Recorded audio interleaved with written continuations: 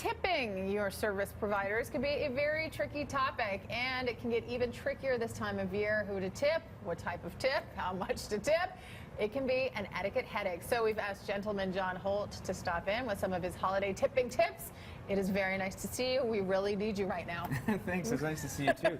Yeah, it is such a contentious time of year. It is, and I feel we were just talking. See, it's kind of overwhelming because at the best of times I get confused about tipping, right. Especially in the service industry. But now when there's an expectation that you tip everybody.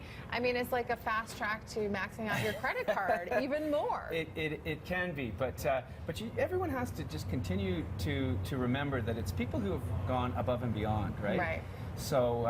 So things like a hair salon, you know the person, they know all your gossip. You have to be careful there. So you need to tip generously there. Okay. And that can be double what you usually tip for Christmas. Okay. Mm-hmm. But that's a lot. If right. you got, I mean, it is a lot. Services, your hair colored. It is a lot. It's a lot. And another key to remember is things that happen weekly. Like if you have someone who walks your dog weekly or who cleans your house weekly, those people you just do a double payment. Okay, for Christmas. So that's their Christmas tip. Double. And then if you have something that you do monthly, you can do about 50% of what you normally pay them. Okay. You should really be kind of counting on this all throughout the year, because this is something extra that you need to That's correct. Sort of That's correct. Yes. For. And it's the same thing as we've talked about in the past when you go to a restaurant. You need to plan that you're going to leave that tip before you step in the door of that restaurant. Right. So you really need to plan forward for Christmas too. But there are economical ways to do it. I think about all the things if you have children, right? Like your brownie leader, your dance teacher, your coaches, etc. And I think it, because it's also a personal thing, right?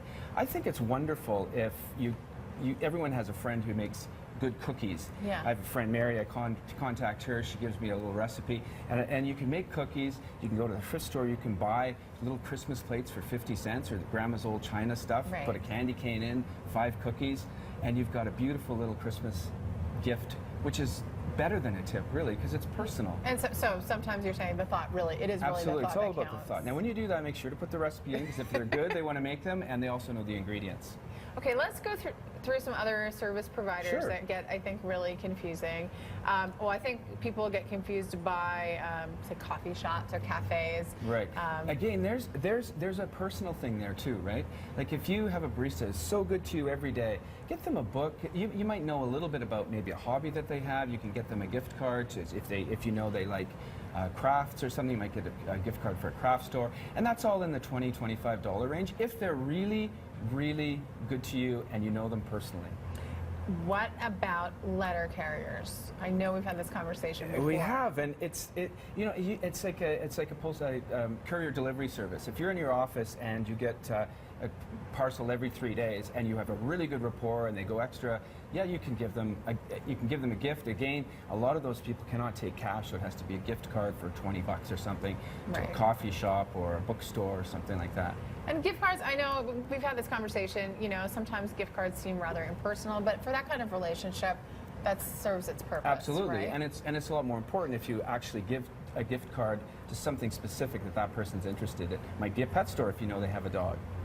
Do you personally have a stash of gifts on hand in case somebody hands you? I do. What do you keep for those kinds of purposes? I have little boxes of chocolates. Yeah. And they're great. You can stick them in the trunk of your car. And sometimes I'll just see a friend of mine walking down the street. I'll pull over and just for randomly just give them something.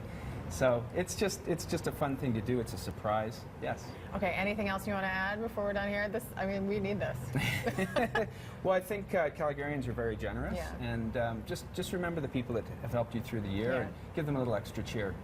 Gentleman John Holt, thank you so much for this. Thank you for having me.